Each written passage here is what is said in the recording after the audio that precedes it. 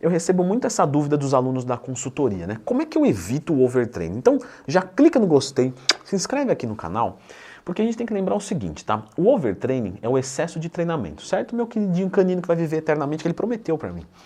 Assim como todos os cachorrinhos do mundo vão viver eternamente, eu garanto pra vocês. O overtraining é o excesso de treino, mas na verdade a gente pode compreender ele de uma outra maneira, que é a não capacidade de recuperação de um treinamento. Ou seja, se você consegue dormir muito e comer muito, você pode treinar pra caramba, que não existe o overtraining. Existe o underresting, o undereating, que são o quê?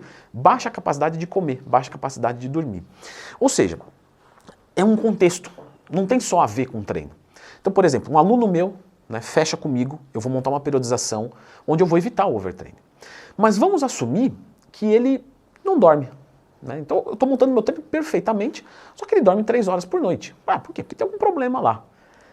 Esse aluno eu vou ter que delicadamente ir diminuindo um pouco do treinamento dele, porque senão ele vai entrar em overtraining. Mas não porque eu errei na prescrição do tempo, porque eu nunca erro. Ótimo, né? Você é um professor arrogante. Não, mas é porque não está errada a prescrição. Se eu for analisar o treino de forma fria. Agora, eu peço feedback dos meus alunos toda semana. Então toda semana eu quero um feedback. E você vai percebendo, aí você vai fazendo perguntas, né, lógico, que essa pessoa não está dando conta de recuperar. Então ela começa a entrar num regresso, ela, né, relata desmotivação, sem motivo aparente. Então eu preciso fazer de uma forma globalizada. Eu falei sobre isso no meu curso que ensina como montar um treino e periodização do zero. Não dá para vender a ficha de treino. Ou eu vendo a consultoria, ou eu vendo como é que você monta. Agora a ficha pronta, entende? E eu estou falando de um fator, mas existem vários. Logo, o que você tem que analisar? Você dorme bem? Durmo bem. Você se alimenta bem? Quando eu falo se alimentar bem, não é só comer saudável, é calcular os teus macronutrientes certinho. Se você está em bulk, você recupera mais rápido. Se você está em cut, você recupera mais lento. Então no cut, você pode abaixar um pouco o volume. Você está fazendo normalmente mais atividade física no cut, não é? Você está fazendo, por exemplo, corrida, né? Ou aeróbico. Coisa que no bulk você até faz, porque é correto fazer. Então aeróbico no bulk é certo, é perfeito. Lembra de procurar dentro do Twin mais tema para você entender como você vai fazer esse aeróbico no bulk. Porque ele não vai atrapalhar o ganho de massa muscular, ele vai ajudar. Mas provavelmente você vai fazer menos do que no cut. E aí fazendo menos do que no cut e comendo mais, você vai poder treinar mais musculação. Então o fator é globalizado. O que a gente tem que citar aqui, que é muito importante para você prestar atenção, porque às vezes você não tem referência, tudo bem.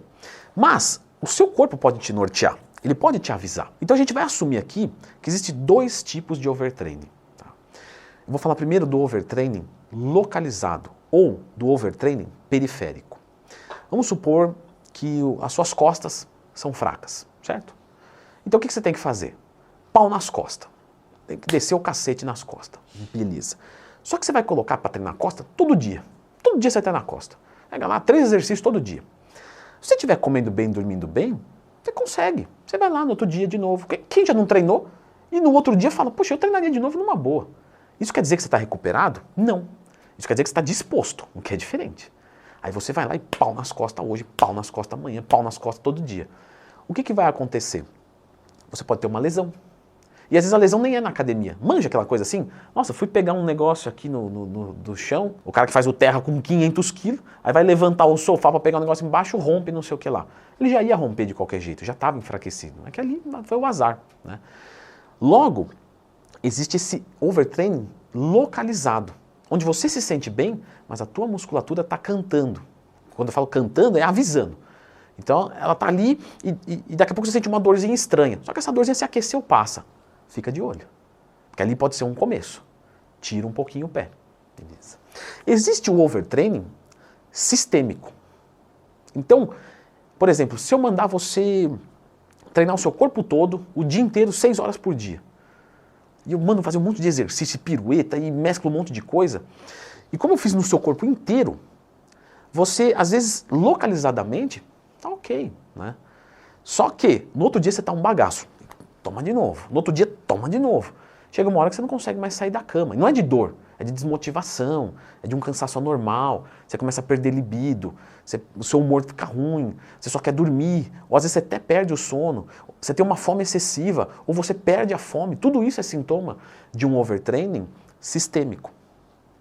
E aí, você está bem, seus músculos estão até ok, né? Você não está com nenhuma lesão. Só que você não tem mais motivação. Então, é importante você conhecer esses dois, porque para você evitar o overtraining, você precisa saber qual overtraining.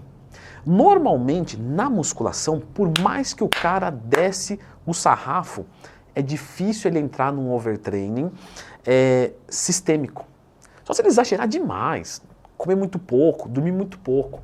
Normalmente, o overtraining que a gente vê na musculação é o da fração. Então, uma pequena dorzinha, uma lesão, uma coisa que vai construindo aos poucos, uma hora estoura, você tem que parar de treinar. Presta atenção no seguinte, talvez seja o teu caso, se não é, e você errar um dia vai ser, ou você conhece alguém assim. Poxa, eu vinha tão bem, eu vinha engatadão no treino, estava legal, e me machuquei. Sim, a gente se machuca quando está engatado, motivado. Porque aí você vai todo dia, desce o cacete e você não quer tirar o pé. Porque está gostoso, você está motivado, você está bem, está se sentindo bem. E às vezes vem um treinador e fala, ó, essa semana aqui eu quero que você faça alta repetição e baixa a carga, beleza? Para poupar sua articulação. Não, eu vou meter ficha aqui, eu estou me sentindo bem, eu vou aumentar a carga. Não, é o momento de diminuir. Só que se não tem alguém de fora falando isso para você, você se empolga e vai se estoura todo. Então a gente só se machuca no auge. Nenhum piloto de Fórmula 1 vai morrer dando ré no carro e manobrando para guardar eu ia falar no hangar, no box. Não vai. Ele vai morrer quando? Quando ele tiver 300 por hora fazendo curva, ou seja, descendo o cacete. Então lembra disso, tá?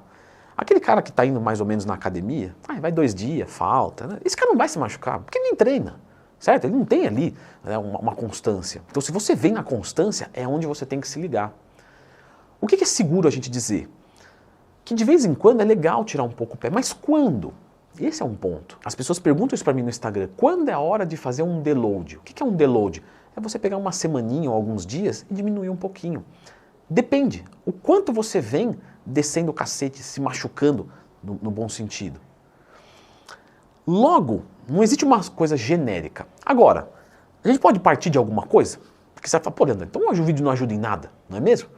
Na consultoria você resolve, aí aqui no YouTube você fala que não dá.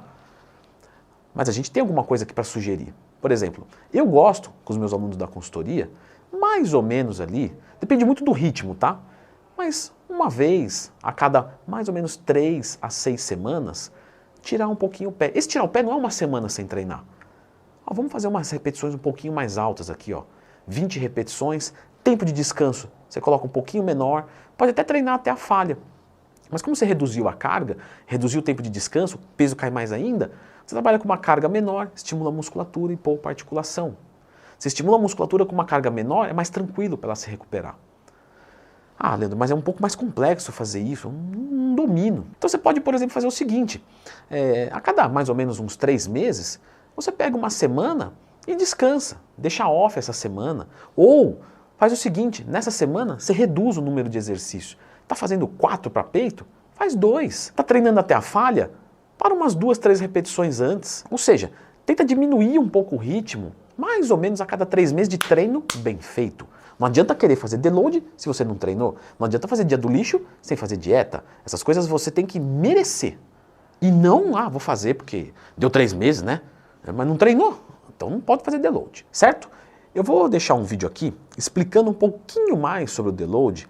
Então dá uma conferidinha, que tá bem legal, é bem complementar a esse assunto aqui do overtraining, beleza?